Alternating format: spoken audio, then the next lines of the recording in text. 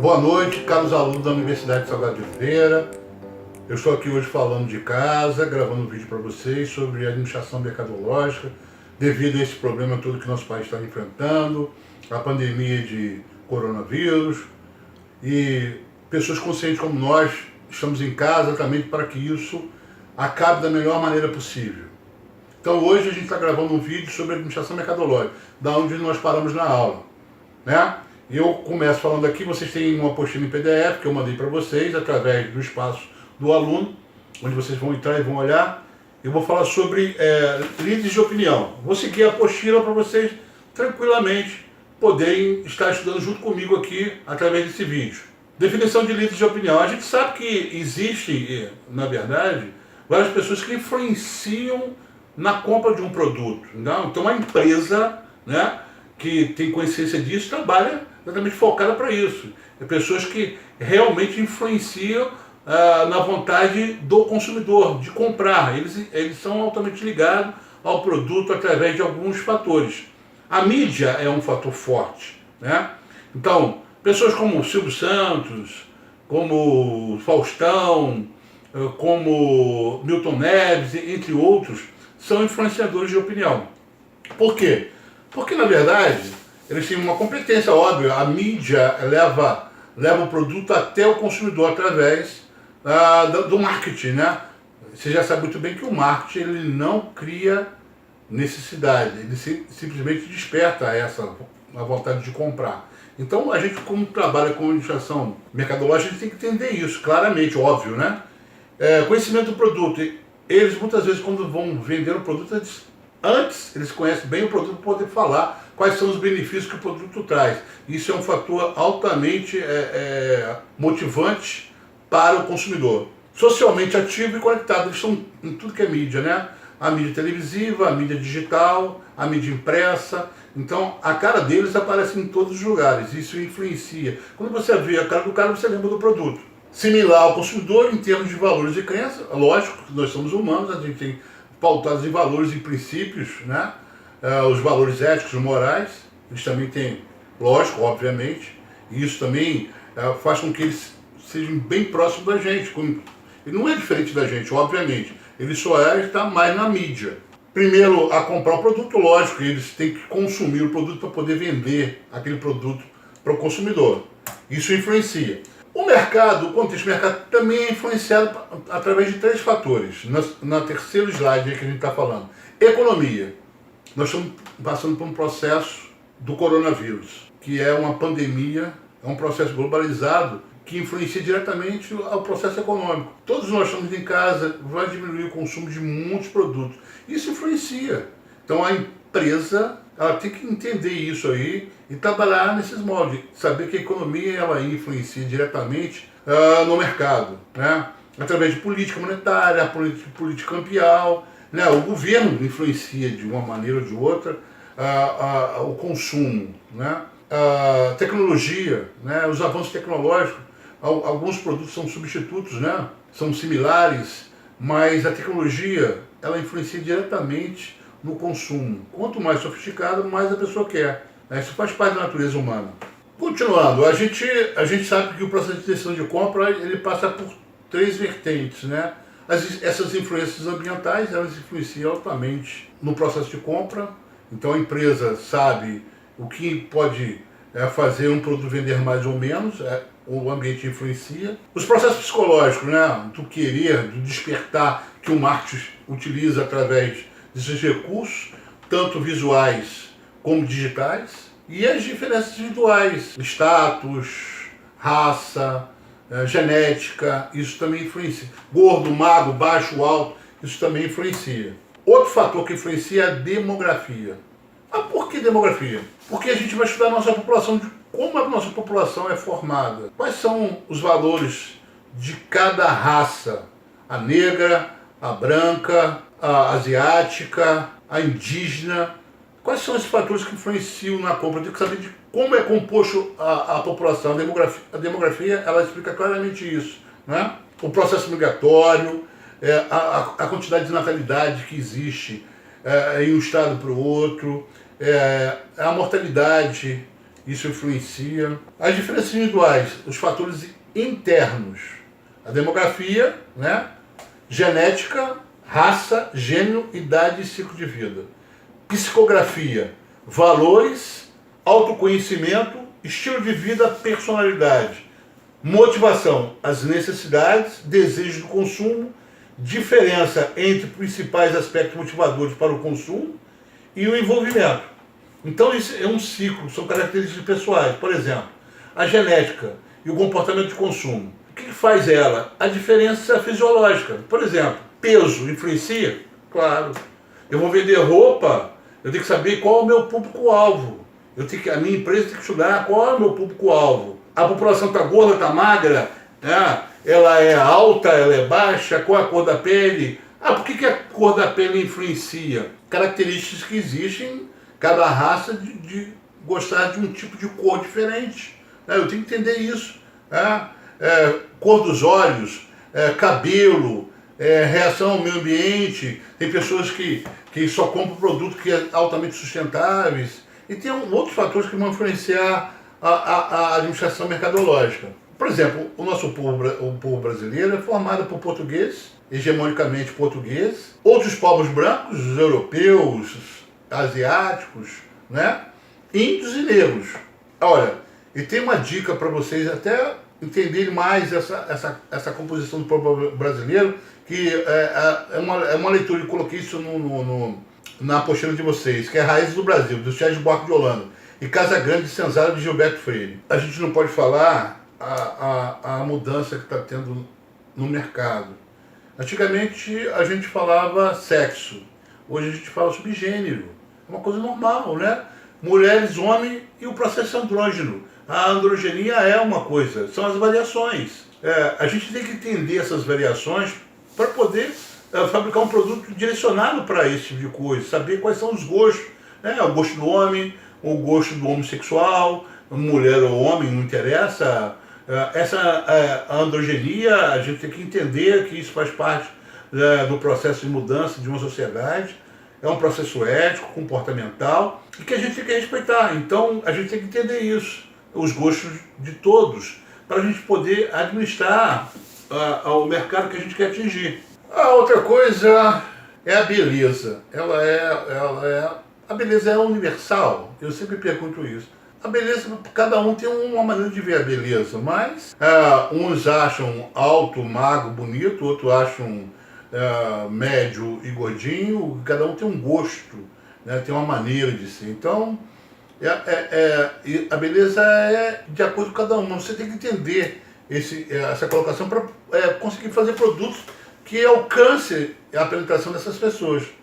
A gente fala que existem ideais de beleza. Eu não sei se existe um ideal de beleza, eu não posso falar porque eu não sou expert nesse assunto, mas hoje as pessoas têm determinado tipo de gosto, e o gosto vai de cada um. Eu não posso aqui dizer qual é o ideal de beleza. Eu sei que ela está em franca mutação. A beleza, ela está mudando. Então, como é uma mudança, existe no percurso do processo mercadológico, a gente tem que entender isso para poder administrar. Você vê que hoje a quantidade de cirurgias plásticas, a gente fala de decoração do corpo e mutilações. O que é isso? Piercing, tatuagem, isso existe um mercado para isso. Então, eu tenho que entender, se a minha empresa é de tatu, eu tenho que entender quais são as tatuagens que são abrangentes, que fazem mais impacto, para poder oferecer, mostrar para as pessoas que tipo de piercing está sendo utilizado. Aí você vai falar assim, mas são variações, o que é isso? São tudo voltado para as empresas. Então, as empresas que fabricam, as empresas que consomem, que prestam serviço. A gente está aqui, idade. A idade influencia na administração mercadológica? Com certeza. A gente observa bastante, né? E a gente fala, o mundo está ficando velho, a gente sabe disso, né? Que essa mudança está acontecendo, cada vez os casais estão tendo menos filhos e com isso a população está envelhecendo. Então eu tenho que começar a pensar produtos, trabalhar no pensamento da administração mercadológica para produtos de pessoas mais idosas, uma coisa mais acessível, né? Eles influenciam de todas as maneiras e são variáveis, né, os gostos das pessoas, né? Por que isso? Porque determina diferentes necessidades e desejos, com certeza. As pessoas de mais idade têm necessidades diferentes e desejos diferentes. Tem forte relação com a renda, lógico. As pessoas mais velhas já cumpriram uma meta na sua vida e muitas delas, a maioria delas, já está num patamar, um padrão de vida diferente dos jovens.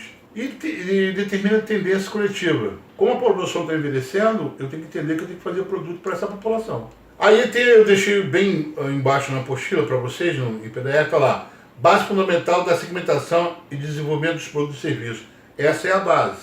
Então hoje a gente sabe que a população já é mais idosa. A gente tem também que conhecer outra coisa, além da idade, o ciclo de vida. Isso é importante para as empresas que projetam seus produtos para médio e longo prazo. Elas têm que conhecer o ciclo da vida de um ser humano como consumidor, desde o nascimento até a sua morte. A gente tem alguns estágios de ciclo de vida e eu enumerei esses estágios para vocês. Está lá, ciclo de vida tradicional, que a gente tem como tradição, está lá, jovens solteiros. São as pessoas consideradas menos de 25 anos, sem filhos. Segundo estágio, jovens casais, sem filhos, casaram há pouco tempo. Terceiro estágio, ninho cheio, número 1, filhos na pré-escola. Ninho cheio, 2, filhos pré e idade escolar. Ninho cheio, nível 3, filhos em idade escolar.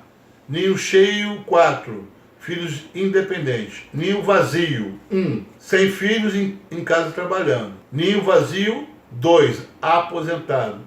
Viúva ou viúvo, aposentado. Esses são os ciclos de vida que eu tenho que pensar qual será o meu público-alvo, para que o meu produto tenha realmente uma penetração no mercado e que minha empresa não seja apenas um negócio, seja uma empresa que perdure. Vou falar de mais um fator interno, que são as diferenças, né? As diferenças individuais. Vou falar sobre a psicografia. O que é a psicografia? Eu vou ler para vocês o que está na apostila de vocês e eu vou explicando por aqui. Características dos indivíduos que descrevem em sua constituição psicológica e comportamental como os indivíduos se ocupam o comportamento e quais são os fatores psicológicos subjacentes e esse padrão de atividade. A gente sabe muito bem que cada pessoa tem crenças e valores, né? Tem um estilo de vida. Isso influencia no processo de planejamento de uma pesquisa mercadológica. A gente sabe que tem pessoas que a personalidade, né? Ela influencia na compra, né? A gente sabe que o autoconceito, a coisa de conhecer, de estar estudando, de buscar os valores, que são os valores?